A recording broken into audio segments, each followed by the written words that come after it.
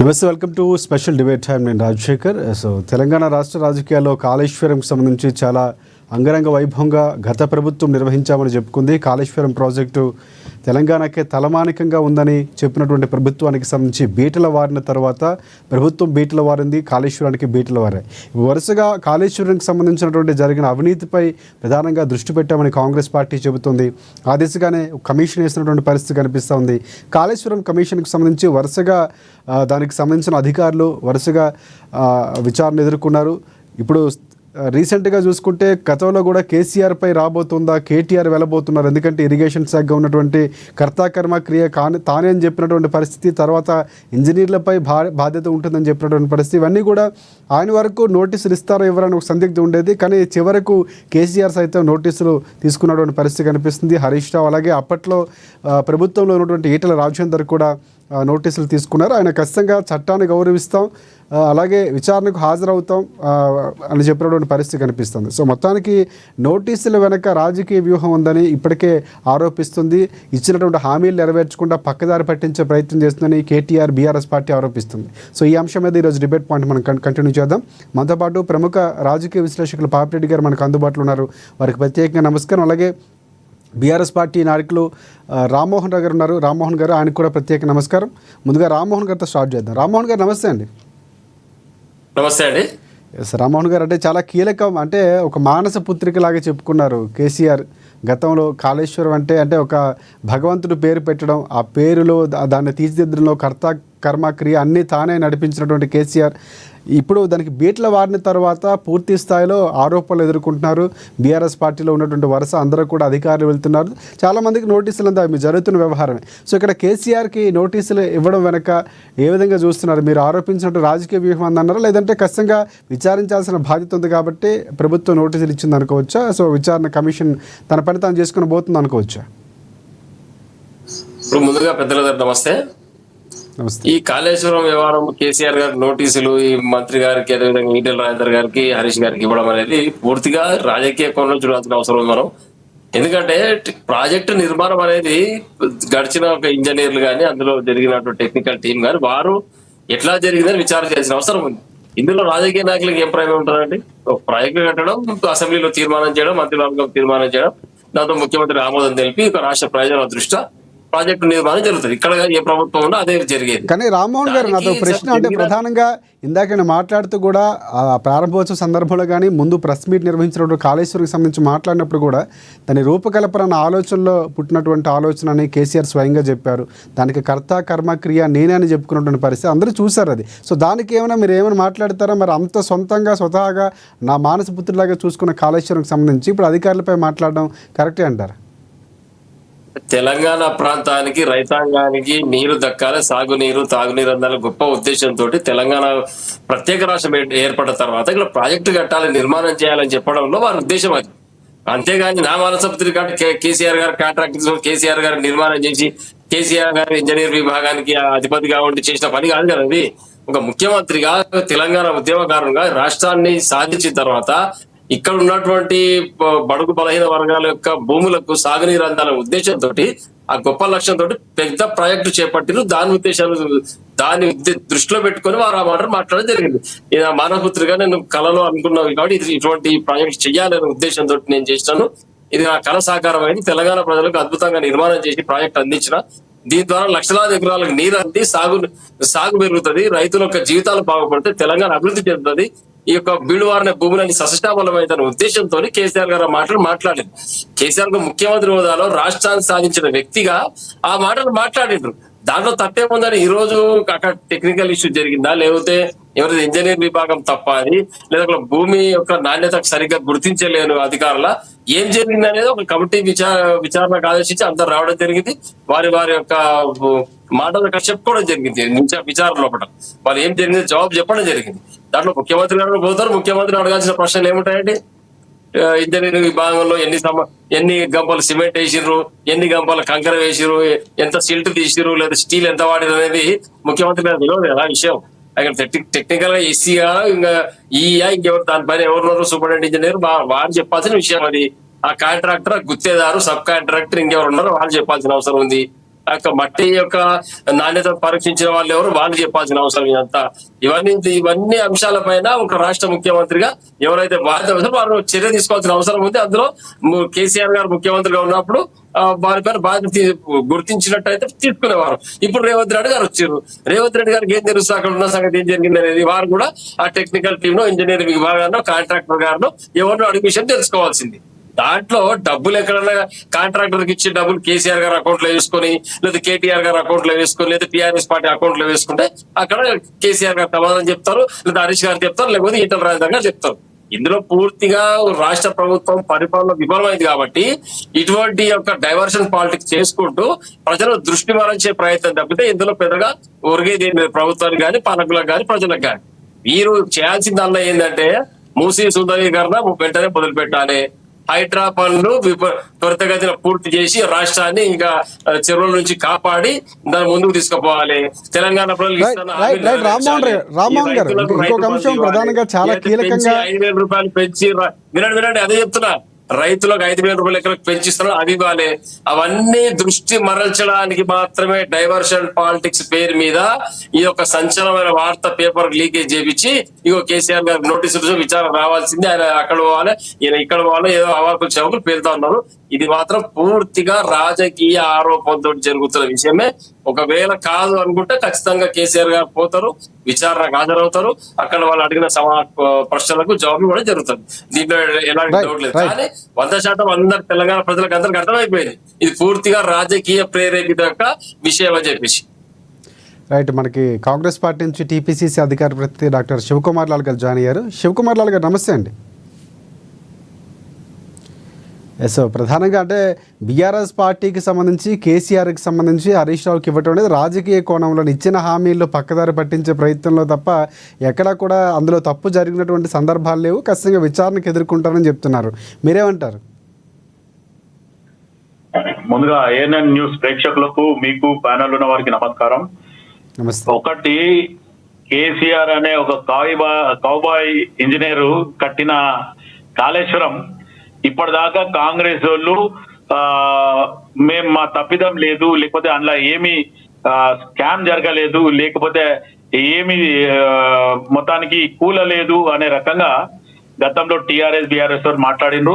అదే కాకుండా మా రామ్మోహన్ భాయ్ అయితే మొత్తానికి ఈరోజు హరీష్ రావు గాని, లేదు అనుకుంటే కేటీఆర్ గాని, కవిత గాని, సంతోష్ రావు కూడా మాట్లాడారు. అట్లా మాట్లాడతాడు ఆయన, అదే టీఆర్ఎస్ బీఆర్ఎస్ అభిమాని కాబట్టి. అయితే నిజంగా కూడా ఇన్ని రోజులు కాంగ్రెస్ పార్టీ కాళేశ్వరం ప్రాబ్లం ఉంది, ఇది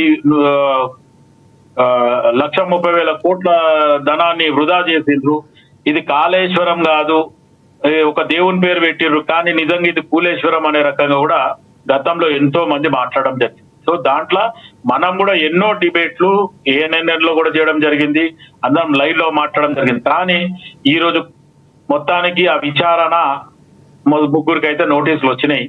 గతంలో కేసీఆర్ గారికి నోటీస్ వస్తే నాకేంది ఇచ్చేదని చెప్పి డైరెక్ట్ ఆయన నోటీస్ కి రిప్లై ఇవ్వకుండా కోర్టుని ఆశ్రయించిండు.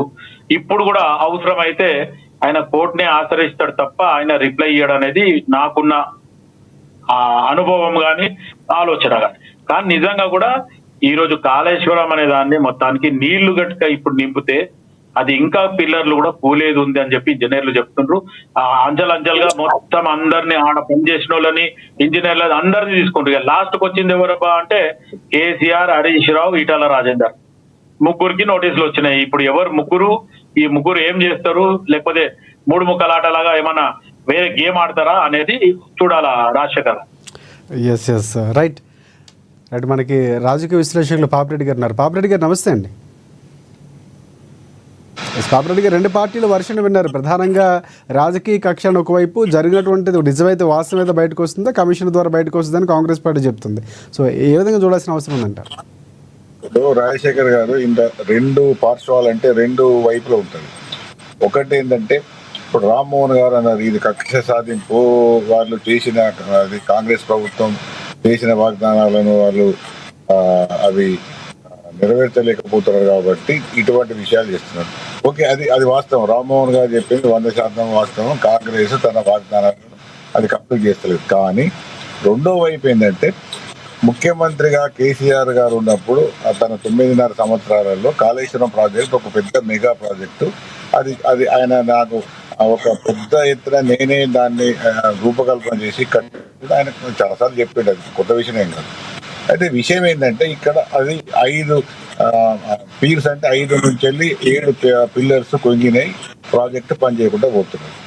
ఇప్పుడు దాంట్లో ఏం జరుగుతున్నది అన్న దాని మీద ఇప్పుడు కమిషన్ ఎంక్వైరీ చేస్తున్నది. ఎంక్వైరీ చేసి ఒక దశ ఇప్పుడు అనుకుంటే నేను సీఎం అంటే మాజీ సీఎం గారికి, మాజీ ఇరిగేషన్ మంత్రికి, మాజీ ఫైనాన్స్ అంటే ఆర్థిక మంత్రికి నోటీసులు వచ్చినాయంటే అది ఒక హైయెస్ట్ స్టేజ్కి వచ్చినట్టుగా నేను అనుకుంటున్నాను. ఎందుకంటే ఇది ఇప్పుడు దాదాపుగా ఒక ఫైనల్ స్టేజ్లో ఎంక్వైరీ కమిషన్ నడుస్తుంది.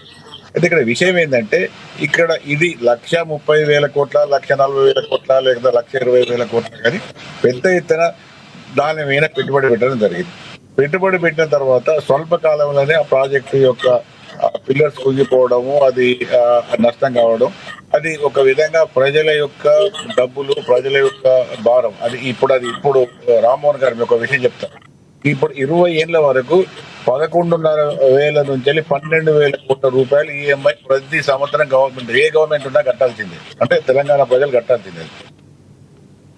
ఇంత పెద్ద ఎత్తున డబ్బు పెట్టి ఒక ప్రాజెక్ట్ కట్టినప్పుడు ఆ ప్రాజెక్ట్ నిరుపయోగమైనప్పుడు అప్పుడున్న ప్రభుత్వం బాధ్యత వహించాల్సి ఉంటుంది. ఇప్పుడు మీరు అన్నట్టుగా ఆయన సిమెంట్ పట్టుకుపోయి కలిపి పోసిందా?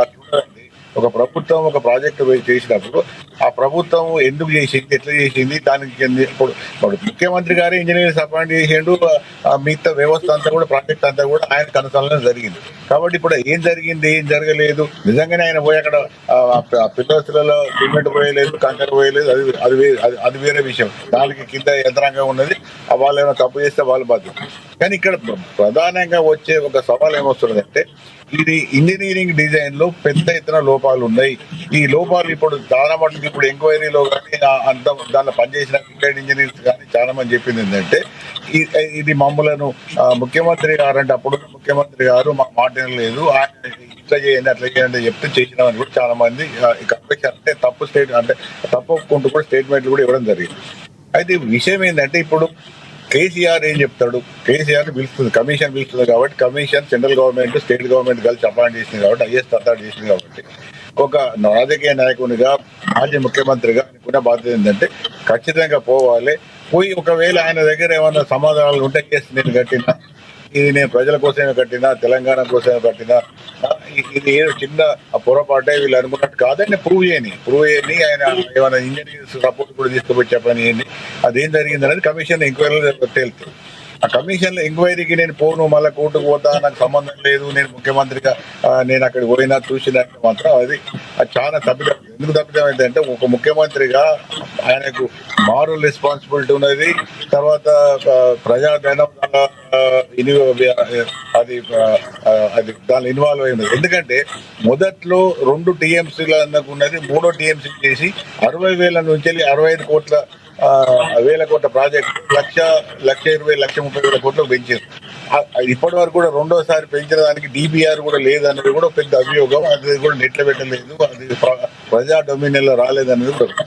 ఇవన్నీ కూడా రేపు కమిషన్ అడుగుతుంది. కమిషన్ అడిగినప్పుడు అలా వాస్తవాలు ఉంటేనేమో కేసీఆర్ తప్పు ఒప్పుకోవాల్సి వస్తుంది. వాస్తవాలు లేవు, ఇది కేవలం రాజకీయ కక్షే, ఇప్పుడున్న ప్రభుత్వం రాజకీయాలు చేస్తున్నది, మాజీ ముఖ్యమంత్రిని కానీ, మా మాజీ నీటిపారుదల శాఖ మంత్రిని కానీ, మా మాజీ ఆర్థిక మంత్రిని కానీ ఇబ్బంది పెట్టడానికి, మా పార్టీని ఒక విధంగా బదనాం చేయడానికో లేకపోతే దాన్ని బుద్ధ ప్రయత్నం చేసినా చెప్పుకోవాలి. కానీ ఒకటేంటంటే ఎంక్వైరీ కమిషన్ ముందుకు పోవాలి. ఎంక్వైరీ కమిషన్ లో అడిగిన ప్రశ్నలకు సూటిగా సమాధానం ఖచ్చితంగా చెప్తేనే ప్రజలు, ఎందుకంటే ప్రజలు కూడా అబ్జర్వ్ చేస్తున్నారు. ఇక్కడ కాంతులు టీఆర్ఎస్ నాయకులే కాదు, ఇక్కడ ప్రజలు ఉన్నారు. 3.5 కోట్ల తెలంగాణ ప్రజలు ఉన్నారు. ప్రజలు పన్నులు అవన్నీ, అది కూడా అప్పులు తీసుకున్నది, అప్పులు గవర్నమెంట్ రెవెన్యూతో కూడా కాదు, అప్పులు తీసుకొని కట్టింది కాబట్టి అప్పులకు ప్రతి సంవత్సరం 12,000 కోట్ల రూపాయలు EMI కట్టాలి. కాబట్టి తప్పకుండా గత ప్రభుత్వం చేసిన తప్పులకు ఒకరనుకుంటే దానికి ఖచ్చితంగా సమాధానం చెప్పాలి. అది నిజంగానే అది ఒక వైపు కూలిందా? ఇప్పుడు టీఆర్ఎస్ నాయకులకు ఆర్గ్యుమెంట్ ఏంటంటే 5-6 పిల్లర్స్ కూలిన ఏమైనా ప్రాజెక్టు చాలా పెద్ద అన్ని ఉంటాయి కదా, పోతే ఏమవుతుంది? ఇవన్నిటి కూడా కమిషన్ ఇచ్చారు కాబట్టి కమిషన్ ముందు పోయి చెప్పాలి. చెప్పకుండా ఈ రాజకీయాలు అది ఇది అంటే మాత్రం తప్పు జరుగుతుంది, తప్పైనట్టు కూడా అనుకుంటారు. కాబట్టి ఇది ప్రజా స్క్రూటినీ అంటే ప్రజలు చూస్తున్నారు. ఇప్పుడు ప్రజలకు రెండు పార్టీల నాయకులు కానీ రెండు ప్రభుత్వాలు, మాజీ ప్రభుత్వం ఇప్పుడున్న ప్రభుత్వం, రెండు ప్రభుత్వాలు కూడా ఖచ్చితంగా బాధ్యతాయుతంగా వ్యవహరించాలి. రెండోది ఏంటంటే కాంగ్రెస్ ప్రభుత్వం కూడా ఇది రాజకీయ కక్ష అనుకుంటే కాదు, ఎందుకంటే అది పిల్లర్స్ ఉన్నాయి కాబట్టి ఎంక్వైరీ చేయాల్సిందే, ఎంక్వైరీ చేస్తారు. ఎందుకంటే అది రాజకీయ కక్ష కింద కూడా చాలా మంది కాంగ్రెస్ ప్రభుత్వం ఏం తప్పు పడుతున్నారు అంటే కాంగ్రెస్ కూడా టీఆర్ఎస్ ప్రభుత్వం కుమ్ముక్కైతే పక్కతో పట్టిస్తున్నారు కాబట్టి ఇవన్నీ విధాలుగా జరుగుతున్నాయి. కాబట్టి ఇప్పుడు ఏంటంటే నిష్పక్షపాతంగా ట్రాన్స్పరెంట్ గా అంటే పూర్తిగా ఎటువంటి నాగరిక లేకుండా ఎంక్వైరీ జరగాలి. ఎంక్వైరీలో ముఖ్యమంత్రి గారు, మాజీ ముఖ్యమంత్రి గారు ఏం చెప్తారు, మాజీ ఇరిగేషన్ మినిస్టర్ కానీ మాజీ ఫైనాన్స్ మినిస్టర్ ఏం చెప్తారు, అవన్నీ నోటీసు రావాలి, రికార్డ్ చేయాలి. అది కూడా పబ్లిక్ కూడా తెలియాలి ఏం జరుగుతుంది, వాళ్ళు ఏమి ఇచ్చారు అనేది కూడా. అవన్నీ వాస్తవాలు తెలుస్తుంది తప్ప ఈ ప్రాజెక్ట్ ఇట్లా ఎందుకు ఉన్నది అనేది కూడా తెలిసే అవకాశాలు లేవు. రైట్.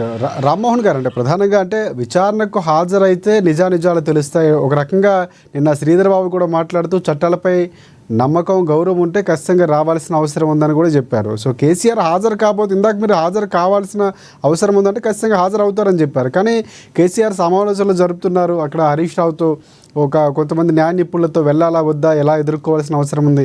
సో దాని మీద క్లారిటీ ఇవ్వాల్సిన అవసరం ఉంది. సో మీరేమంటారు, అంటే కేసీఆర్ వెళ్తే బాగుంటుందని పార్టీగా భావిస్తున్నారు, లేకపోతే ఖచ్చితంగా చట్టపరంగా ఏమైనా కేసీఆర్ ఎదుర్కొంటారా? ఇందులో పూర్తిగా కేసీఆర్ గారు దీనిపైన నిన్న రాత్రి గడిచిన రోజున హరీష్ రావు గారితో చర్చించడం జరిగింది. తన వ్యవసాయ క్షేత్రంలో కూడా ఖచ్చితంగా న్యాయ నిపుణుల సలహా తీసుకొని మరి రాజకీయ దురుద్దేశంతో రాజకీయ కోణంలో చూస్తారా, మరి టెక్నికల్ గా వీళ్ళు కమిషన్ ముందు హాజరు. కానీ ఒకటే ఇందాక రామ్మోహన్ గారు, అంటే ఇందాక పాపిరెడ్డి గారు మాట్లాడుతూ ఒక వ్యాలిడ్ పాయింట్, అంటే పిల్లర్లు కుంగిన తర్వాత ఖచ్చితంగా విచారణ చేయాల్సిన అవసరం ఉంది. మీరు ఒకవేళ అధికారంలో ఉన్నా కూడా ఖచ్చితంగా చేస్తారు. సో విచారణలో భాగంగా పిలవటం అనేది రాజకీయంగా చూడాల్సిన అవసరం లేదన్నటువంటి వ్యాఖ్య చేశారు. దాన్ని ఏకీభవిస్తారు మీరు?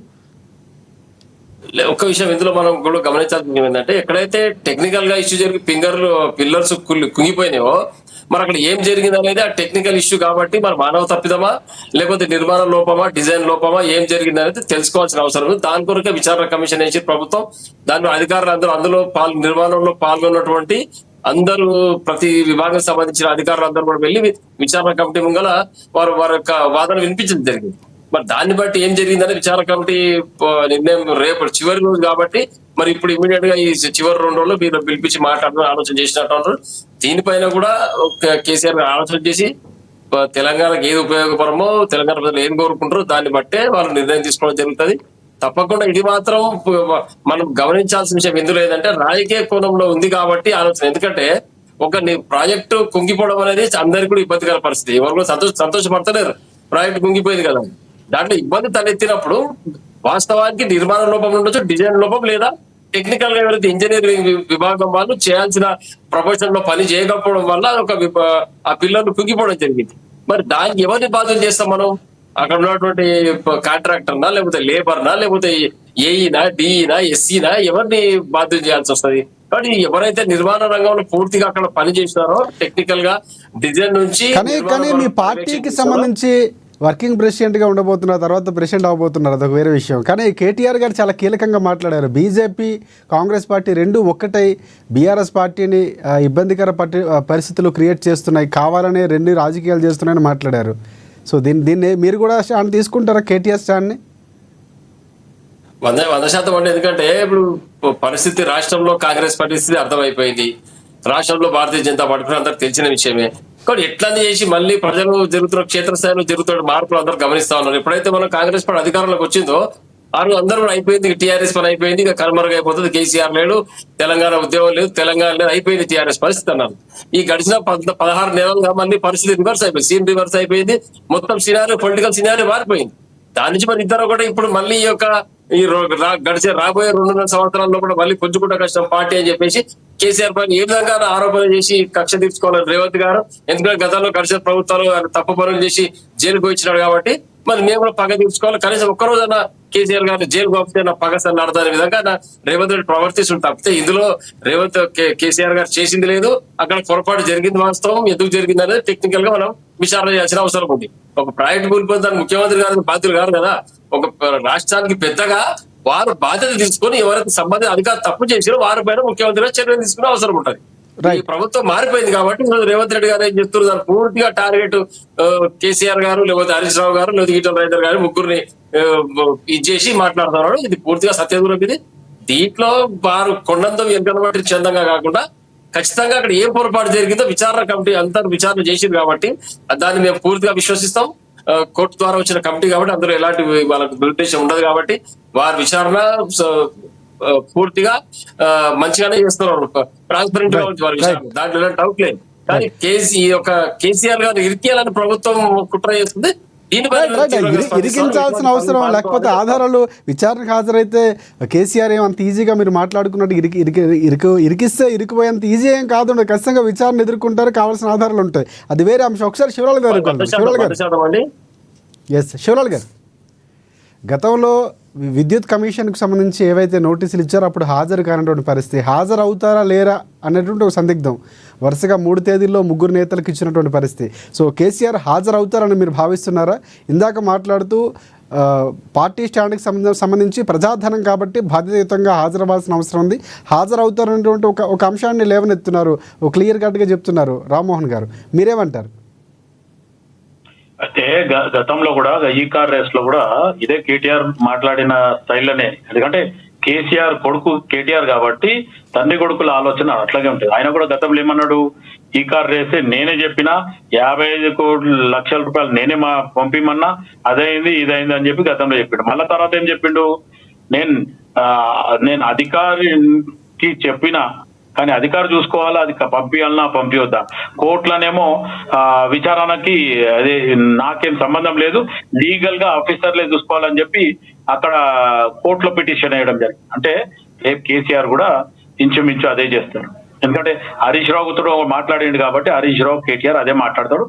ఇప్పుడు ప్రస్తుతానికి ఈటెల రాజేందర్ అప్పట్లో ఉన్న ఆర్థిక శాఖ మంత్రి, ఇప్పుడు బీజేపీ ఎంపీగా ఉన్నాడు కాబట్టి ఆయన బహుశా వివరణకు వెళ్తాడని నేను అనుకుంటున్నాను. ఎందుకంటే కానీ ఇక్కడ ఒకటి శివలాల్ గారు, ప్రధానంగా కేటీఆర్ గారు ఒక ఆరోపణ చేస్తున్నారు, మీ పార్టీ బీజేపీ పార్టీ రెండు ఒక్కటై ఒక కుతంత్రం పండుతున్నాయి బీఆర్ఎస్ పార్టీ మీద, బీఆర్ఎస్ పార్టీ ఉనికిని దెబ్బతీసేలాగా వ్యవహరిస్తున్నాయని చెప్పి ఆయన వ్యాఖ్యలు చేస్తున్నారు. ఇప్పుడు కేటీఆర్ కాంగ్రెస్ పార్టీలను కలుస్తుండా బీజేపీలను కలుస్తుండా ఒక్కసారి ఆలోచించాల.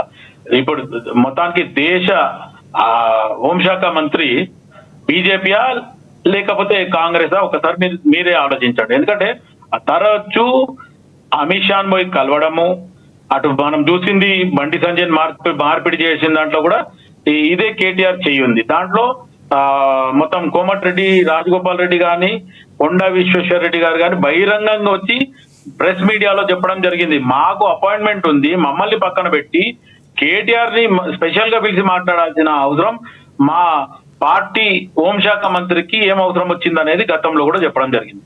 ఈ రోజు కేటీఆర్ మాట్లాడే మాటలన్నీ కూడా అబద్ధాలు, ఆయన చెప్పేటి అన్ని నీటి మూటలే తప్ప ఆయన ఏదంతా ఒక కాంక్రీట్ మాటలు మాట్లాడేది. ఏదైతే కాళేశ్వరం కూలిపోయిన పిల్లర్లు ఎట్లున్నాయో వాళ్ళ భాష కూడా వాళ్ళ మాట కూడా కూలిపోయే మాటలే మాట్లాడతారు తప్ప ఖచ్చితంగా ఒక స్టాండర్డ్ గానీ మేము అన్న మాట కట్టిబడి ఉంటామనే ఆలోచన మటుకు. కానీ శివలాల్ గారు ఇందాక రామ్మోహన్ గారు మాట్లాడుతూ ఆయన క్లియర్ కట్గా ఎటువంటి తప్పు చేయకుండా మల్లెపూల బయటకు వస్తారు, ఎన్ని విచారణలు చేస్తున్నారు, ఎందుకంటే ఆధారాలు పక్కాగా ఉన్నాయి, ఎటువంటి అవినీతి అంత జరగలేదన్నటువంటి క్లియర్ కట్గా చెప్తున్నారు. అందులో కేసీఆర్కి ఎటువంటి సంబంధం లేదంటున్నారు.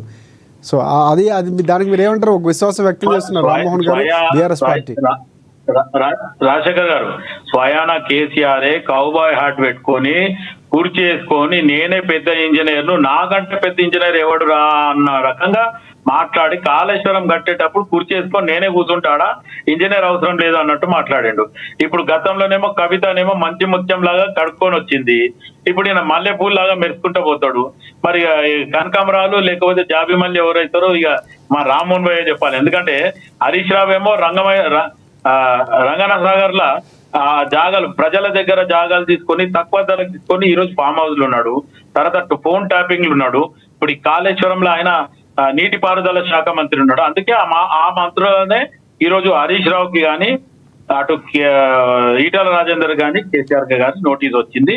దీంట్లో వీళ్ళు ముగ్గురు బాధితులు. ఒకసారి శివలాల్ గారు, రామ్మోహన్ గారు మీకు సమాధానం చెప్తారంట ఆయన కౌంటర్. చెప్పండి రామ్మోహన్ గారు. ఇప్పుడు ఒకటి గమనించి 16 నెలలు అయింది కాంగ్రెస్ ప్రభుత్వం వచ్చి, మొట్టమొదటిసారి కేసీఆర్ గారి పైన విద్యుత్ దానిపైన పెద్ద ఎత్తున అవినీతి జరిగిందని ఆరోపణ చేసి 2-3 రోజులు అటు ఇటు హంగామా చేసి వదిలిపెట్టేసారు. తర్వాత ఈ కార్ రేస్ పైన హంగామా చేసి వదిలిపెట్టేసారు. మీరు ఈ యొక్క ప్రాజెక్టు కుంగిపోయిందని వచ్చిన ప్రభుత్వం వచ్చిన వారంలో కూడా పెద్ద పెద్దగా అందరూ పోయి అక్కడ విచారణ చేసుకొని తిరిగి మీరు ఫోటోలు కొట్టి అది చేసి ఇది చేసి వాళ్ళు ఆ కూలిపోయిన పిల్లర్లు ఏమైనా సరి చేసిండ్రా, ఇద్దరు నిర్మాణాన్ని మళ్ళీ ఏమైనా రిపేర్ చేసిండ్రా, అదేం చెప్పకపోతుంది. 16 నెలలు అయింది. మళ్ళీ ఈ రోజు కొండంత వెల్కనట్టుగా పట్టినట్టుగా మేము కేసీఆర్ విచారణ చేస్తాం. కేసీఆర్ ఏదో ఒక దానిపైన మీరు చేసిన అన్ని రాజకీయ ఆరోపణలు కాబట్టి ఏది కూడా ప్రూవ్ చేయలేకపోయారు. విద్యుత్ విషయం ఎక్కడ పోయిందో ఛత్తీస్గఢ్ నుంచి విద్యుత్ తీసుకొచ్చిండు, లక్షలాది ఎకరాలకు సాగునీరు అందించి ఎకరాలకు 200 కరెంట్ ఇచ్చిండు, గ్రిడ్ నిర్మాణం చేసిండ్రు, లైన్ ఏదైతే లైన్ ఏర్పాటు చేసిండు, ఈ డబ్బులను ఖర్చు పెట్టిండ్రు, కరెంట్ తీసుకొచ్చిండు. కేసీఆర్ మొండి పట్టుదల కాబట్టి ఖచ్చితంగా తెలంగాణ కరెంట్ ఇచ్చి తీరాలి. కాంగ్రెస్ ఏమైనా అంతకారం అయిపోతుంది తెలంగాణలో. అది కావద్దని మొండి పట్టుదలతోటి ఛత్తీస్గఢ్ నుంచి విద్యుత్ కొనుగోలు చేసి ఆ డిస్కిమ్లతో ఆ గ్రిడ్లు ఏర్పాటు చేసుకొని లైన్లు ఏర్పాటు చేసి నూతన లైన్లు నిర్మాణం చేసి ఈ యొక్క తెలంగాణకు 24 గంటలు కరెంట్ ఇచ్చిండు. దానిపైన మీరు గగ్గోలు పెడుతుంది, ఆ విషయం పక్కకు పెట్టేసిండు. అది వదిలిపెట్టి ఈ కార్ రేస్ లో అది ఇదైపోయింది హంగామా చేసి అది పక్కకు పెట్టేసిండు. ఇప్పుడు అన్నీ అయిపోయినాయి, ఇవేం చెప్పుకొని లేదు. శివరాత్రి తీసి ఇప్పుడు కేసీఆర్ పై నోటీస్ ఇచ్చి శివలాల్ గారు ఏమంటారు? అన్ని 4 రోజులు హడావిడే కాంగ్రెస్ పార్టీ చేస్తుంది కానీ ఎక్కడ పూర్తి స్థాయిలో రామ్మోహన్ భాయ్ ఒక్కటి గుర్తుపెట్టుకోండి, కాంగ్రెస్ పార్టీ దేని మీద అయితే లేవనెత్తిందో, దేని మీద అయితే విచారణ జరుగుతుందో అవన్నీ జరుగుతున్నాయి. ఇప్పుడు కాళేశ్వరం కథ మొత్తానికి ముగింపు దశకు వచ్చింది. ఈ రోజు కేసీఆర్, హరీష్ రావు, ఈటెల రాజేందర్ కు నోటీసులు వచ్చినాయి. వాళ్ళ విచారణ అంటే కింది స్థాయిల విచారణ అంతా జరిగిపోయింది. ఈ రోజు ముఖ్యుల విచారణ జరుగుతుంది. మీరు అన్నట్టు కరెంటుది కానీ ఈ కార్ రేస్ కానీ చట్టం దానిపైన అది చేసుకుంటూ పోతుంది. ఖచ్చితంగా వాళ్ళ ఉచ్చు బిగుతుంది.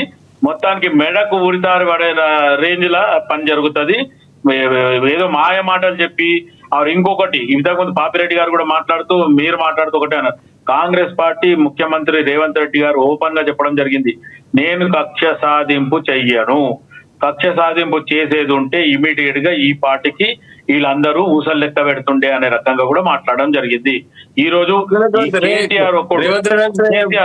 రెడ్డి అని కూడా ఊసలు లెక్క పెడతారా? తప్పు జరగాలి, ఏదో తప్పు జరిగితే ఊసలు లెక్క పెడతారు. కానీ శివలాల్ గారు గతంలో మాట్లాడుతూ కేసీఆర్ కోసం ఒక బెడ్ రెడీ చేస్తాం పలానా జైల్లో, కొత్త జైల్లో అనే ఒక వ్యాఖ్యలు కూడా చేశారు. డబుల్ బెడ్రూమ్ కట్టిస్తామని చెప్తున్నాం చెర్లపల్లి. ఇప్పుడు కూడా రేపు వీళ్ళు పోయిన తర్వాత డబుల్ బెడ్రూమ్ కట్టిస్తాం వాళ్ళకి. ఇప్పుడు శివనా అన్ని అంగులతో డబుల్ బెడ్రూమ్ కట్టియండి, మేము వచ్చిన తర్వాత రేవంత్ రెడ్డి గారు అంటే గృహప్రవేశం చేపిస్తాం, అందులోనే ఉంటారు. వారప్రస్థం పోతే అందులో గడపాలి. ఎందుకంటే ఈ ఓటుకు నేటి కేసులో దేంట్లో దాంట్లో నేరం నిరూపణ అయిపోతుంది. ఆ డబుల్ బెడ్రూమ్ పోయి ఉండాల్సిందే. ఖచ్చితంగా మంచి అన్ని సంబంధిత ఎట్లెట్లు ఉండాలో చూసి కట్టించుకోమని చెప్పారు రేవంత్ రెడ్డి గారు. ఖచ్చితంగా అన్న పంపుదాం, ఖచ్చితంగా పంపిద్దాం రేవంత్ రెడ్డి. రామ్మోహన్ భాయ్ మీరు అట్లా ఆలోచిస్తే టీఆర్ఎస్ బీఆర్ఎస్ లో ప్రతి ఒక్కరి మీద కక్ష సాధింపు చేశారు. ఈవెన్ మా రేవంత్ రెడ్డి గారు డ్రోన్ నడిపించిందని కూడా అలా బిడ్డ పెన్లు ఉంది అంటే కూడా ఆపకుండా లోపల చేసిండ్రు. నిజంగా కూడా కక్ష సాధింపు చేయాలి రేవంత్ రెడ్డి గారు ముఖ్యమంత్రి పదవిలో ఉండి అంటే మటుకు నాకున్న ఆలోచన ప్రకారం, అనుభవం ప్రకారం 24 గంటలలో లోపలేయచ్చు. ఎందుకు వేయొచ్చు అని చెప్తున్నా దానికి ఒక ఎగ్జాంపుల్ చెప్తా. గతంలో అసదుద్దీన్, అక్బరుద్దీన్ కూడా 15 నిమిషాలు ఇస్తే మొత్తం హిందువులనంతా ఖతం చేస్తా అది అని ఒక వ్యాఖ్యం చేసిండు. కానీ అప్పట్లో ఎవరు ఏమనలే. కానీ అదే కిరణ్ కుమార్ రెడ్డి వచ్చిన తర్వాత సోనియా గాంధీ గారి దగ్గర పర్మిషన్ తీసుకోవడము, అప్పట్లో ఉన్న గులాబ్ నబీ ఆజాద్ వాళ్ళందరితో పర్మిషన్ తీసుకుంటే ఖాళీ 24 గంటల లోపల అన్న తమ్ముళ్ళని ఇద్దరిని లోపలేయడం జరిగింది. సిటీ మొత్తంలో మేము ఎంఐఎం పెద్ద టైగర్లం అనుకున్న వాళ్ళు కూడా నోరు మెదపలేకపోయినరు. ఒక్కటి గుర్తుపెట్టుకోండి. నేను ఈ అనుభవం ఎందుకు చెప్తున్నా అంటే దాంట్లో ఖచ్చితంగా అప్పట్లో ఢిల్లీకి రాసింది కూడా నేనే. ఎందుకంటే అన్నదమ్ములు ఇద్దరు ఏమంటుండంటే మేము దలుచుకుంటే హైదరాబాద్ లా కర్ఫ్యూ ఉండదు, మేము దలవకపోతే కర్ఫ్యూ ఉంటదని వాళ్ళు ఛాలెంజ్ చేయడం జరిగింది. ఆ ఛాలెంజ్ మీదనే హైకమాండ్ కు నేనే లెటర్ రాసిన అప్పట్లో. ఆ దాని మీద 24 నేను అనుభవం ఎందుకు చెప్తున్నా అంటే ఈ మాట ఖచ్చితంగా ఒకవేళ ముఖ్యమంత్రి రేవంత్ రెడ్డి గారు కానీ రామ్మోహన్ భాయ్ కనీసం ముఖ్యమంత్రి రేవంత్ రెడ్డి గారు కక్ష సాధింపు చేయాలా కేసీఆర్ మీద, కేటీఆర్ మీద, హరీష్ రావు మీద, కవిత మీద, సంతోష్ రావు మీద అంటే 24 గంటలు పట్టదు. శివలాల్ గారు రైట్. ఒకసారి పాపిరెడ్డి గారి దగ్గరికి వెళ్దాం. పాపిరెడ్డి గారు అంటే వింటున్నారు, నిజంగా అవినీతి జరిగి ఉంటే లోపలికి పంపించాలంటే 5 నిమిషాల కక్ష సాధింపు ఎక్కడా లేదు. విచారణ అనేది చట్టబద్ధంగా జరుగుతుందని కాంగ్రెస్ పార్టీ అంటే ఇందాక మనం మాట్లాడుకున్న అంశాలే వినిపిస్తున్నాయి. ఇందాక అంటే రామ్మోహన్ గారు మాట్లాడుతూ కొన్ని అంశాలు ఏమనిస్తారు, దాంతో ఏకీభవించాల్సిన అవసరం ఉందంటారా, లేకపోతే ఇక్కడ రాజకీయ విమర్శలుగానే చూడాలంటారా? అంటే ఏది చేసినా ఫోన్ ట్యాపింగ్ అన్నా లేకపోతే ఇటువైపు కార్ రేసింగ్ సంబంధించి ఏది కూడా పూర్తి స్థాయిలో ఎక్కడ కాంగ్రెస్ పార్టీ చేయలేదు, 4 రోజులు మాత్రమే సైడ్ డైవర్షన్ చేస్తున్నటువంటి వ్యాఖ్యలు చేశారు. ఇప్పుడు ఆరోపణలు వచ్చినాయి, ఆరోపణల విచారణ జరుగుతుంది. సరే, ఇవాళ మన టాపిక్ అనేది ఇది ఎంక్వైరీ మీద నోటీసులు వచ్చినాయి కాబట్టి దీని మీదే మనం కాన్సన్ట్రేట్ చేస్తాం. ఇద్దరు కాంగ్రెస్ బీఆర్ఎస్. అంటే కాళేశ్వరం గురించి బాపిరెడ్డి గారు నాదో ప్రశ్న, అంటే నిజంగా కాళేశ్వరం ప్రాజెక్ట్ ఏ సంకల్పంతో అయితే నిర్మించారో కేసీఆర్ అనుకున్నటువంటి మధ్యలో మెదిలినటువంటి ఆలోచన, నిజంగా అది తెలంగాణ ప్రజలకు ఆ స్థాయిలో సత్ఫలితాలను ఇచ్చిందంటారా, ఇవ్వలేదంటారా, ఏమంటారు అసలు? మన రాజశేఖర్ పాపిరెడ్డి గారు ఒక్క మాట, ఆయన రామ్మోహన్ గారు ఏమంటుండంటే ఈ కార్ రేసు తప్పుడు ప్రచారం చేసింది కాంగ్రెస్ పార్టీ, ఫోన్ ట్యాపింగ్ తప్పుడు ప్రచారం చేసింది అంటుండ్రు. నిజంగా మీరు దానికి ఏకీభవిస్తారా అని రాజశేఖర్ గారు అడుగుతుండ్రు. అంటే ఒకటి శివలాదేవ గారు, ఇప్పుడు మనకు ఇవాళ మెయిన్ టాపిక్ నా ఉద్దేశంలో ఏది కాళేశ్వరం. ఇప్పుడు కాళేశ్వరం మీద రామ్మోహన్ గారు రాజశేఖర్ అడిగింది అది అయిపోయింది. దాని గురించి ఒక విషయం ఏంటంటే ఇది ఎందుకు మనం చెప్పిన మాట మళ్ళీ చెప్తున్నా, ఇది ఏదో కాంగ్రెస్ బీఆర్ఎస్ గెట్టు పంచాయతీ కాదు, లేదా రేవంత్ రెడ్డి కేసీఆర్ సొంత పంచాయతీ కాదు. ఇది మళ్ళీ చెప్పిన మాట మళ్ళీ చెప్తాను, ఎందుకంటే ఆ సీరియస్నెస్ అట్లున్నది. 3.5 కోట్ల ప్రజల యొక్క ధనం ఇది, 1,20,000 కోట్ల 30,000 కోట్ల 40,000 కోట్ల ఇప్పుడు కరెక్ట్ ఎవరికి తెలియదు, ఇప్పుడు ఈ గవర్నమెంట్ కూడా తెలుస్తుందో తెలియదు. కానీ అంత పెద్ద ఎత్తున ఒక ప్రాజెక్ట్ కట్టిన తర్వాత ప్రాజెక్ట్ లాంజివిటీ అంటే అది ఒక 100 సంవత్సరాలు ఉండేది, 3-4 సంవత్సరాలు అనేది అది ఆ విధంగా జరిగింది. అది ఒక విధంగా నేను ఎంత బాధపడుతున్నానంటే అవన్నీ ప్రజల పైసలు, నిజంగానే అది ఉపయోగపడి నీళ్ళు వస్తే బాగుండేది, నీళ్లు రాలేదు, ప్రాజెక్టు పోయింది, అప్పులు మిగిలినాయి. కాబట్టి ఇటువంటి తప్పులు జరగకుండా ఉండాలంటే ఎంక్వైరీ జరగాలి. ఎంక్వైరీలో అది ఎంత నిష్పక్షపాతంగా ఉండాలంటే ట్రాన్స్పరెంట్ గా అంటే ఓపెన్ గా ఉండాలి, పారదర్శకత ఉండాలి, నిష్పక్షపాతత ఉండాలి. రెండోది ఏంటంటే గవర్నమెంట్ ఎంక్వైరీ చేస్తుంది కాబట్టి పార్టీ ఉంటుంది, గవర్నమెంట్ ఇవాళ నడిపించేది కాంగ్రెస్ పార్టీ కాబట్టి బీఆర్ఎస్ సహజంగానే ఉంటుంది. అంతకుముందు బీఆర్ఎస్ గవర్నమెంట్ ఉన్నప్పుడు కాంగ్రెస్ పార్టీల మీద కూడా ఏమైనా జరిగితే కాంగ్రెస్ పార్టీ కూడా అదే ఉంది. కాబట్టి సహజంగానే ఏ పార్టీ ఏమన్నప్పటికీ కూడా వాస్తవాలు బయటికి రావాలి. ఈ ప్రాజెక్ట్ ఇంత తొందరగా ఎందుకు దెబ్బతిన్నది, ఏం జరిగింది. ఇప్పుడు ఇంకోటి ఏంటంటే ఇప్పటి వరకు కూడా ఒక శేష ప్రశ్న ఏంటంటే ఆ ప్రాజెక్టు పనికి వస్తుందా రాదా, ఏ లెవెల్ దెబ్బతిన్నది, ఇప్పటి వరకు కూడా ఎవరు సమాధానం చెప్పలేకపోతారు. అది ఎక్స్పర్ట్స్ కానీ even national dam safety authority వాళ్ళు కూడా దాని మీద సమాధానం సరిగ్గా చెప్పలేకపోతున్నారు. వీళ్ళు రాజకీయాలు మాట్లాడుతారు, రాజకీయాలు నాకు సమాధానం లేదు. ఇప్పటి వరకు కూడా ఆ ప్రాజెక్టు యొక్క యూటిలిటీ కానీ అది ఏముంటుంది, అది ఇప్పుడు ఇంతవరకు అది యాక్సిడెంట్ అయిన తర్వాత దానిలో నీళ్ళు ఆపలేదు, ఇంతవరకు ఆపలేదు. నీళ్ళు ఆపితే ఆ ప్రాజెక్ట్ ఉంటుందా, కొట్టుకపోతుందా, ఇంకా కొన్ని పిల్లర్స్ కూలుతాయా, ఇంకొన్ని పీక్స్ పోతాయా, ఏం జరుగుతుందో తెలియదు. కాబట్టి వాస్తవాలు బయటికి రావాలంటే ఈ ఎంక్వైరీ కమిషన్కు అందరూ సహకరించాలి. వాళ్ళు అడిగిన సమాధానాలు ఖచ్చితంగా చెప్పాలి. చెప్పకుండా ఏదో దాటేయడం అది ఇది అని చెప్తే అది రాజకీయం అవుతుంది. ఆ రాజకీయాలు చేసినప్పుడు కూడా ప్రజలు గమనిస్తున్నారు. ఇంకొక విషయం ఏంటంటే ఇటువంటి ప్రాజెక్టులు కట్టినప్పుడు ఎటువంటి నిర్ణయాలు తీసుకోవడంలో ఇవాళ ముఖ్యమంత్రి పాత్ర ఎంత ఉన్నది, ఇరిగేషన్ మినిస్టర్ హరీష్ రావు గారి పాత్ర ఎంత ఉన్నది, ఫైనాన్సెస్ ఇచ్చిన ఈటల రాజేందర్ గారు ఫైనాన్స్ మినిస్టర్ గా ఆయన పాత్ర. ఎందుకంటే ఇప్పుడు ఒక ఎంక్వైరీ కమిషన్ హైయెస్ట్ లెవెల్ ఇచ్చినప్పుడు వాళ్ళు నోటీసులు ఇచ్చినప్పుడు చిన్న విషయాలు కాకుండా వాళ్ళు లోతైన అధ్యయనం చేసి వాళ్ళకు కూడా ఎక్స్పర్ట్స్ ఉంటారు, వాళ్ళకు కూడా లీగల్ అడ్వైజర్స్ ఉంటారు. అవన్నీ అయిన తర్వాతనే వాళ్ళు కొన్ని ప్రశ్నలతో నోటీసు టియ్యారు. వాళ్ళు మీకు ఈ విషయాల మీద మేము అడుగుతామని కూడా చెప్తారు వాళ్ళు. అది ఇప్పుడు అది కేసీఆర్కు అందిన దాంట్లో ఉంటుంది, హరీష్ రావుకి అందిన దాంట్లో ఉంటుంది, ఈటల రాజేందర్ గారికి అందిన దాంట్లో ఉంటుంది. మేము ఈ ప్రశ్నలు మేము అడగదలుచుకున్నాం, మీరు చెప్పడానికి సిద్ధంగా ఉండాలి. కాబట్టి అదేదో ఉట్టిగా ఏదో రేవంత్ రెడ్డి అనుకుంటేనే కమిషన్ అడుగుతుంది, లేకపోతే ఇంకోలు అడుగుతారు. రేవంత్ రెడ్డి యొక్క ఓటు నోటు కేసు కానీ ఇప్పుడు గవర్నమెంట్ పరిపాలన పరిస్థితులు కానీ వీటి గురించి అవి ఏం బాగలేదని నేను కూడా చెప్తాను. దాన్ని మేము ఇంకో డిబేట్ పెడతాం. కానీ ఈ డిబేట్ ఒకటి ఏంటంటే ఇవాళ ఇది ఒక జాతీయ ప్రాజెక్టు కాకున్నప్పటికీ కూడా పెద్ద ఎత్తున ఒక పెద్ద మెగా ప్రాజెక్ట్ కిందకి వచ్చింది కాబట్టి ఇటువంటి ప్రాజెక్టు ఈ విధంగా జరిగినప్పుడు జరిగే నష్టము లాభాలు ఏవైతే ఉంటాయో దాని మీద విచారణ జరగాలి. భవిష్యత్తులో కట్టబోయే ప్రాజెక్ట్స్ కూడా ఈ ప్రాజెక్టులో ఏమి లోపాలు జరిగినాయి, ఏ ప్రమాణాలు పాటించలేదు, ఏ పద్ధతులు పాటించలేదు, ఎందుకు ఇట్లా కూలిపోయిందన్న దాని మీద లోతైన విచారణ జరగాలంటే వీళ్ళందరూ కూడా సమాధానం చెప్పాల్సి ఉంటుంది. ప్రతిదాన్ని కూడా రాజకీయం కూడా మీరు రాజకీయ కోణంలో కూడా చూడాల్సిన అవసరం లేదు. ఎందుకంటే వాస్తవంగా ప్రాజెక్టు అక్కడ కుంగిపోయింది అనేది వాస్తవం. దానిలో అది టీఆర్ఎస్ ప్రభుత్వంలోనే కుంగిపోయింది, అది కాంగ్రెస్ ప్రభుత్వంలో కూలిపోలేదు. అప్పుడే నీళ్ళు వదిలిపెట్టారు. ఆ ప్రభుత్వంలోనే ఉన్న నీళ్ళన్నీ కూడా వదిలిపెట్టారు. అది ఎప్పుడైతే పిల్లర్స్ కుంగినాయో ఇమీడియట్ గా నీళ్లు కింది ప్రాంతాల ప్రజలకు కూడా చెప్పకుండా కూడా ఇమీడియట్ గా మొత్తం గేట్స్ అన్ని కూడా ఓపెన్ చేసేసి అప్పటి నుంచి ఇప్పటి వరకు కూడా ఒక వర్షాకాలం మొత్తానికి అయిపోయింది. మళ్ళీ ఇప్పుడు వర్షాకాలం మళ్ళీ స్టార్ట్ అవుతుంది జూన్ నుంచి వెళ్ళి. ఇప్పటి వరకు కూడా నీళ్ళు ఆపే పరిస్థితి లేదు. ఇప్పటి వరకు కూడా మళ్ళీ చెప్తాను, ఇప్పటి వరకు కూడా బాధాకరమైన విషయం ఏంటంటే ఆ ప్రాజెక్టు ఏమైంది అనేది కూడా ఎవరికి అంతుపడతలేదు. ఈవెన్ ఎక్స్పర్ట్స్ కూడా ఒక్కొక్క తరిగా చెప్తారు. ఎందుకంటే అది అంత పెద్ద ప్రాజెక్టు, అంత పెద్ద పీర్స్ ఒక్కొక్క పీర్లు 5 పిల్లర్స్ ఉంటాయి.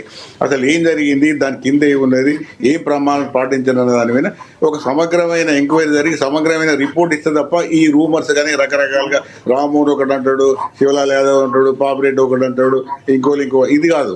అసలు వాస్తవంగా ఎంక్వైరీ ఎందుకు ఇస్తారు? ఎంక్వైరీ కమిషన్ రిపోర్ట్ వచ్చిన తర్వాత వాస్తవాలు బయటకు వస్తాయి. ఏం జరిగింది మొత్తం అన్ని వర్గాలను ఎంక్వైరీ చేస్తుంది కాబట్టి ఎంక్వైరీ కమిషన్ ఎంక్వైరీ చేసేటప్పుడు ఎవరైతే స్టేక్ హోల్డర్స్ అంటే అందులో ఇన్వాల్వ్ అయినారో అందరూ కూడా సహకరించాలి, అందరూ కూడా వాళ్ళు అడిగిన సమాధానాలు చెప్పాలి.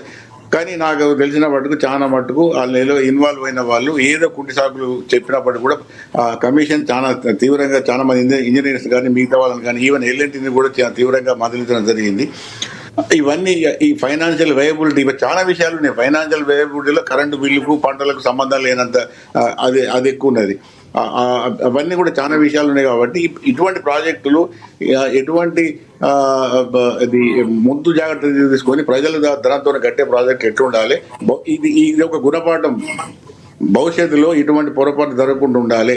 ప్రజల పరీక్షలు దుర్వినియోగం కావద్దు. ఇది ప్రజాధనం.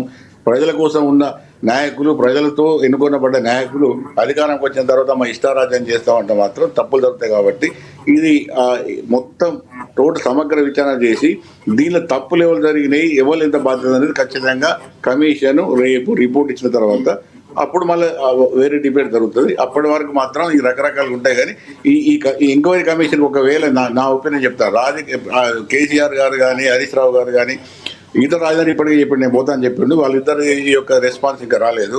ఒకవేళ మేము లీగల్గా పోతామంటే మాత్రం నేను ఖచ్చితంగా చెప్తాను వాళ్ళిద్దరు కూడా తప్పు చేసినారు.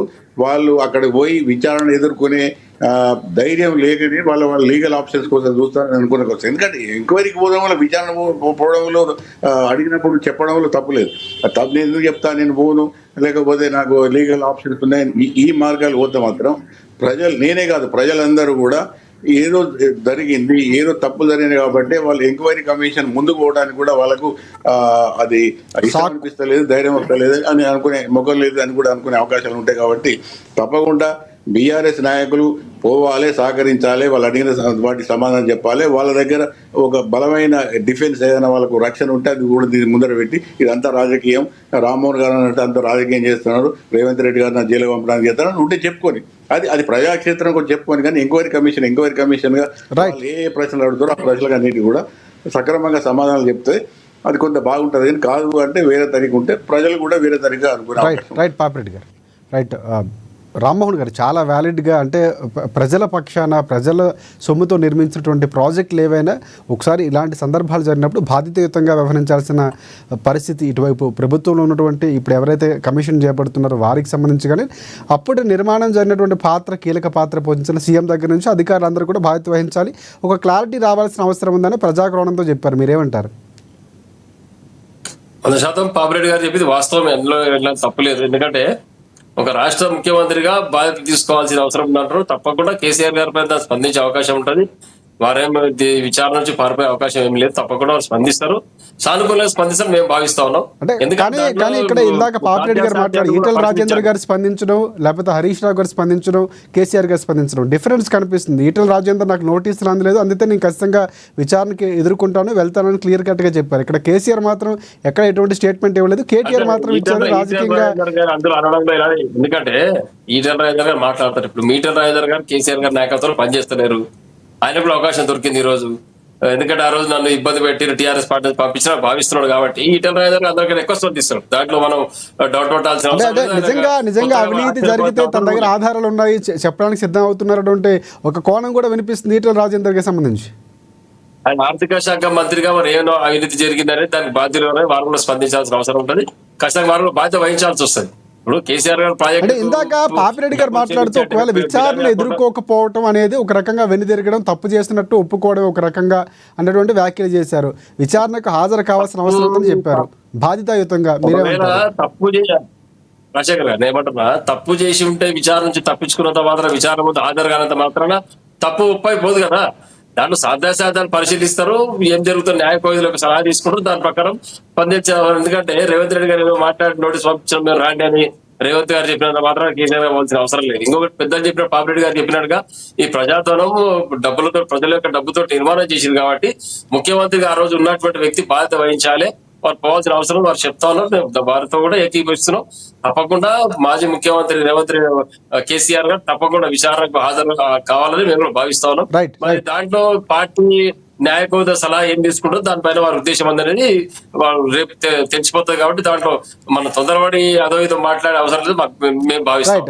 వచ్చిన తర్వాత ఒక క్లారిటీ వస్తుంది, మనం అప్పుడు కూడా డిబేట్ పెట్టుకుందాం. శివలాల్ గారు, ప్రధానంగా అంటే విచారణ చేపడుతున్నటువంటి ప్రభుత్వం ఏదైతే ఉందో అందులో ఉన్నటువంటి కమిషన్ సభ్యులు ఎవరైతే ఉన్నారో బాధ్యతాయుతంగా వ్యవహరించాల్సిన అవసరం, ఎందుకంటే ప్రజా కోణంలో చూడాల్సిన అవసరం, ప్రజా దుర్వినియోగం అంటే ఎప్పుడు ఇలాంటి ముందు జాగ్రత్త రాబోయే ప్రాజెక్టులు నిర్మించాలన్నా కూడా ఇది ఒక రకంగా ఒక రకమైనటువంటి లెసన్లా ఉండాలి. ఎందుకంటే ఎక్కడ జరిగింది పొరపాటు, భవిష్యత్తులో ఏ ప్రాజెక్ట్ నిర్మించినా కూడా చాలా కీలకం కాబోతుంది ఇప్పుడు రాబోతున్నటువంటి సర్వే. దీంట్లో రాజకీయ ప్రమేయం ఉండకూడదు అన్నటువంటి అంశాలు కూడా ఇందా పాపిరెడ్డిగా లేవనెత్తారు. సో ఏకీభవిస్తారు ఆయన మాటలతో మీరు? నేను ఏమంటున్నా రాజశేఖర్ గారు, ఇప్పుడు ఈ విషయంలో గతంలో ఎవరైతే ముఖ్యమంత్రిగా ఉన్న తెలంగాణ తొలి ముఖ్యమంత్రి ఎవరైతే ఉండేనో గతంలో కేసీఆర్ గారు, ఆయన మాటకి ఎవరు ఎదురు చెప్పకుండా ఈరోజు విచారణకు ఎవరెవరైతే హాజరైనరో ప్రతి ఒక్కరు కూడా కేసీఆర్ నిర్ణయం వల్ల మేమేం చేయలేకపోయినాము, ఆయన చెప్పిన దానికి తలొగ్గినాము, లేకపోతే తల ఊపినాము, మేమేం చేయలేకపోయినాము. అక్కడ ఇంతకుముందు పాపిరెడ్డి గారు మాట్లాడిన దానికి నేను సమాధానం ఇస్తున్నాను. ఎందుకంటే సాయిల్ టెస్ట్ చేయమంటే సాయిల్ టెస్ట్ కరెక్ట్ గా చేయనియలేదంట. ఇక్కడ వెయ్యమంటే అక్కడ వెయ్యాల ఆఫీసర్ ఆడు, లేకపోతే అక్కడ ఉండేది లేదు. రెండోది రామ్మోహన్ భాయ్, నేను ఇది సబ్జెక్ట్ పరంగా మాట్లాడినాక నువ్వేమన్నా మాట్లాడు, అది అయిపోయింది. దాని తర్వాత పిల్లర్ల కింద బొగ్గు నిక్షేపాలు ఉన్నాయి, ఇక్కడ పిల్లర్ ఉండదు అనేది చెప్పినప్పుడు కూడా దాంట్లో ఇసుక దిమ్మల్లాగా వేసి దానిపైన పిల్లర్లు వేపించడం జరిగింది. ఆ పిల్లర్లు మేము వెయ్యలేని చెప్పని ఎల్ఎన్టీ వాడు చెప్తే కూడా ఎల్ఎన్టీ లేబర్ అంతా అక్కడ వాళ్ళు మేము చెయ్యమని చెప్తే వాళ్ళని పంపించేసి కేసీఆర్ ఒక టీం నేపించి ఆ పిల్లర్ లేపించిండ్రు అనే రకంగా కూడా అప్పట్లో అధికారులు చెప్పడం జరిగింది. ఈ రోజు ఏదైతే జస్టిస్ పిసి ఘోష్ దగ్గర కూడా ఇవే వాంగ్మూలం వాళ్ళు ఇచ్చినారు అనేది కూడా నాకు సమాచారం ఉంది. రెండోది ఇంకోటి, కేసీఆర్ గారు ఇప్పుడు కూడా ఎవరైతే ఈటెల రాజేందర్ ఫైనాన్స్ మినిస్టర్ గా ఉండే, ఆయన వేరే పార్టీలు ఉండు, బీజేపీలు ఉండు కాబట్టి ఆయన నేను వెళ్ళడానికి సిద్ధం అన్నాడు. సరే, అది మాట. ఈరోజు హరీష్ రావు గారు కానీ కేసీఆర్ గారు కానీ ఇద్దరు కూడా లీగల్ ఒపీనియన్ తీసుకునే పోతారు తప్ప వాళ్ళకి మౌనం అంగీకారం. శివలాల్ గారు కంక్లూడ్ చేయండి, మీ ప్రశ్నతో పాటు కంక్లూడ్ చేసి. అయితే మౌనం అంగీకారం అనే రకంగా ఖచ్చితంగా రేపు మనం రాబోయే రోజులలో చూస్తాము. వాళ్ళకి ఇచ్చిన తేదీలలో వాళ్ళు పోరు, మా న్యాయ నిపుణులు వస్తారు, అడ్వకేట్ వస్తారు అని చెప్పి రిటర్న్ రిప్లై ఇప్పిస్తాడు తప్ప కేసీఆర్ మటుకు హాజరు కాడు. ఇది ఎందుకంటే కేసీఆర్ నైజం ఆయనది ఏమంటే ఆయనకు ఒక ఉన్న ఈగోయిస్ట్ ఏదైతే ఉందో, ఆ ఈగోయిజం ఏదైతే ఉందో అది ఇంకా మారలేదు. అధికారం పోయిన తర్వాత కూడా 16 నెలలు అయినాక ఇప్పుడు కూడా ఆయనకి అసెంబ్లీలకు ఖాళీ ఒక్కసారి వచ్చి అటెండెన్స్ ఇచ్చిపోతుండే. ఎందుకంటే ఆయన అటెండెన్స్ చేయకపోతే ఆయన శాసనసభని రద్దు చేయనేది ఒక ఉంది రూల్, కాబట్టి ఆ రూలే పాటిస్తుండే తప్ప కేసీఆర్ మటుకు ఏ దానికి కూడా ఒప్పుకునే ఆలోచనలో లేడు.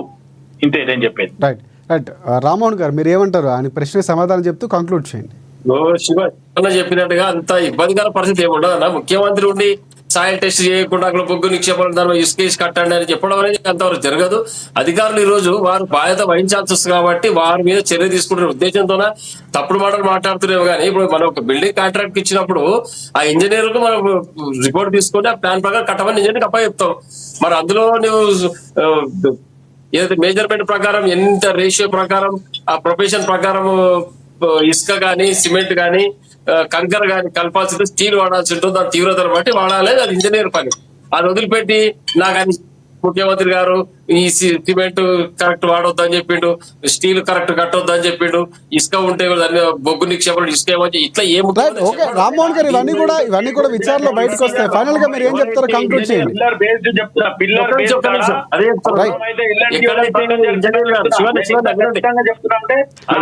శివలాల్ గారు విచారణ జరుగుతుంది. ఒక రిపోర్ట్ వచ్చాక మన అందరికీ తెలుస్తుంది. ఒకసారి రామ్మోహన్ గారు మీరు కంక్లూడ్ చేయండి.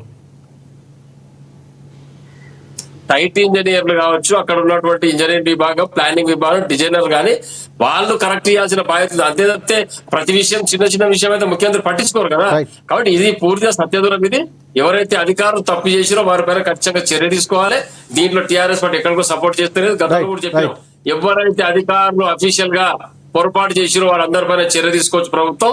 దీనికి ఎక్కడ కూడా పార్టీ అక్రమార్కులకు వంత వాడదు, వాళ్ళకి సపోర్ట్ చేయదు. ఇందులో తప్పు చేసిన చర్య తీసుకోవాలి. తెలంగాణకు అన్యాయం జరిగితే ఖచ్చితంగా న్యాయం కొరకు అందరం కలిసి పోరాటం చేద్దాం. ఇందులో కాంగ్రెస్ పార్టీ ఎంబడి బీఆర్ఎస్ పార్టీ ఎప్పుడు ఉంటది ఈ విషయాలలో. కాబట్టి దీనిపైన వేరే కార్నర్ కేసీఆర్ గారు కార్నర్ చేసి ఈ యొక్క ప్రకటన చేయొద్దని చెప్పి మేము డిమాండ్ చేస్తాం. రైట్ రామ్మోహన్ గారు చాలా క్లియర్ కట్ గా ప్రజాకోణం నుంచి కూడా మాట్లాడారు. పాపిరెడ్డి గారు మీరు కంక్లూడ్ చేయండి. రాజశేఖర్ గారు నేను ఒక విషయం, ఇప్పుడు ఇవన్నీ ఆరోపణలు శివలాల్ యాదవ్ గారు కొన్ని చెప్పిండు, ఇది కింద బొగ్గు వచ్చింది, సాయిల్ కి సంబంధించి ఆ ప్లేస్ సరిగ్గా లేదన్నటువంటి వార్తలు మనం కూడా విన్నాం. లేకపోతే ఒక నిమిషం చెప్పాను, కేసీఆర్ తన మాటే వినానని అందరినీ కూడా ఏదో విధంగా ఆయన నయానో భయానో ఒప్పించి ఆయన ఇష్టారాజ్యంగా పనిచేసిందని చాలా ఇప్పుడు శివలాల్ చెప్పింది కదా, అంతకుముందు చాలా సార్లు వచ్చినాయి.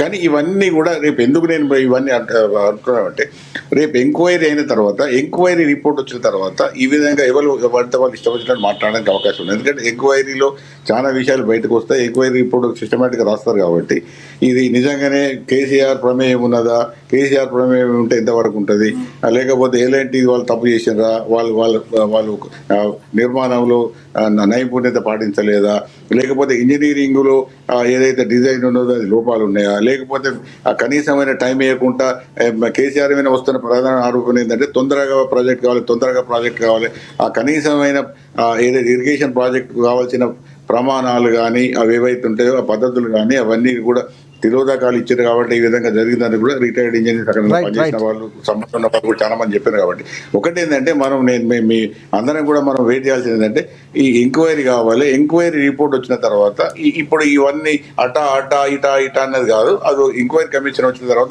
ఒక ఖచ్చితమైన ఒక సమాచారంతో రిపోర్ట్ వస్తుంది. కాబట్టి అప్పుడు తప్పకుండా ఆ దోషులలో ఎవరి పాత్ర ఎంత ఉన్నదో తేలిపోతుంది. కాబట్టి దానికోసం ఎంక్వైరీ కమిషన్ సజావుగా జరగాలి, మంచిగా జరగాలి, వాస్తవాలు బయటకు తీయాలని నేను కోరుకుంటున్నాను. రైట్, థ్యాంక్ యూ పాపిరెడ్డి గారు చర్చలో పాల్గొన్నందుకు. అండ్ రామ్మోహన్ గారు మీకు కూడా ప్రత్యేకంగా ధన్యవాదాలు. అలాగే కాంగ్రెస్ పార్టీ నుంచి పాల్గొన్న శివలాల్ గారు కూడా ప్రత్యేకంగా ధన్యవాదాలు. చూద్దాం, అంటే ప్రజల సొమ్ముతో నిర్మించినటువంటి ప్రాజెక్టుల విషయంలో నిష్పక్షపాతంగా పారదర్శకంగా విచారణ జరగాలి, దానికి సహకరించాలన్నటువంటి కోణంలో రాజకీయ విశ్లేషకులు పాపిరెడ్డి గారు చెప్తున్నారు. ఇటువైపు కాంగ్రెస్ పార్టీ వర్షన్ లేకపోతే బీఆర్ఎస్ పార్టీ వర్షన్ ఖచ్చితంగా చూడాల్సిన అంశం ఉంది. ఎందుకంటే కాంగ్రెస్ పార్టీ చెప్తున్నటువంటి అంశాల ప్రకారం చాలా వినిపించినటువంటి అంశాలు కేసీఆర్ ప్రోద్బలంతోనే ఈ ప్రాజెక్ట్ నిర్మితమైంది ఆరోపణలు చేస్తున్నాయి. సో అవన్నీ కూడా రిపోర్ట్ వచ్చాక క్లారిటీ రావాల్సిన అవసరం ఉంది. ఖచ్చితంగా ఇటువైపు రామ్మోహన్ గారు కూడా ఒక బాధ్యతాయుతంగా ఖచ్చితంగా ఒకవేళ అలాంటి తప్పే జరిగితే మేము కూడా మీతో కలిపి పోరాటం చేస్తామని చెప్పారు. మంచి విషయం. చూద్దాం భవిష్యత్తులో ఎలా జరగబోతుంది. ఒక రకమైనటువంటి క్లారిటీ రావాల్సిన అవసరం ఉంది. ఎందుకంటే భవిష్యత్తులో ఈ ప్రాజెక్ట్ నిర్మితం అవ్వాలన్నా కూడా ఇది ఒక ప్రామాణికంగా ఉండాలి, సరైనటువంటి రీతిలో వెళ్లాల్సిన అవసరం ఉంది, ప్రజాధనం కాబట్టి. సో ఇది వాటి డిబేట్ పాయింట్. రేపటి డిబేట్ పాయింట్లో మళ్ళీ మనం కలుసుకుందాం. అంతవరకు చూస్తూనే ఉండండి ANN తెలుగు న్యూస్.